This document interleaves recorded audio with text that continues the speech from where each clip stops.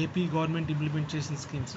Girl reservation అంటే 1/3 reservation జాబులు లేమని చెప్పి 1990లోనో 91లోనో. సో అప్పటికప్పుడు అమ్మాయిలకి రిజర్వేషన్ జాబులు ఇచ్చేస్తే క్వాలిటీ లేని అమ్మాయిలు వచ్చేస్తారు కాబట్టి 10 ఇయర్స్ ఎడ్యుకేషన్ ఇచ్చి తర్వాత జాబులు లేమని చెప్పాను. 1/3 రిజర్వేషన్ ఎడ్యుకేషన్ ఇచ్చేది జాబ్స్లో మొన్న ఇవ్వడం స్టార్ట్ చేశారు.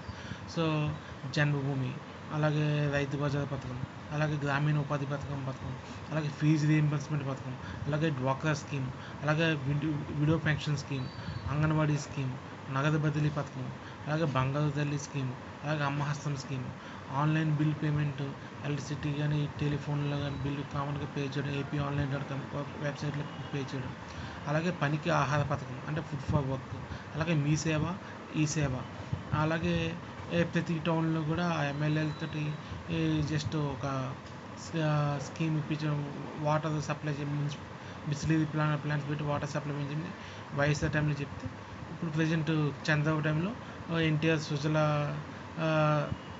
సుజల స్రవంతి ఆ స్కీమ్ జస్ట్ నేమ్ మార్చి పెట్టేది అంతే.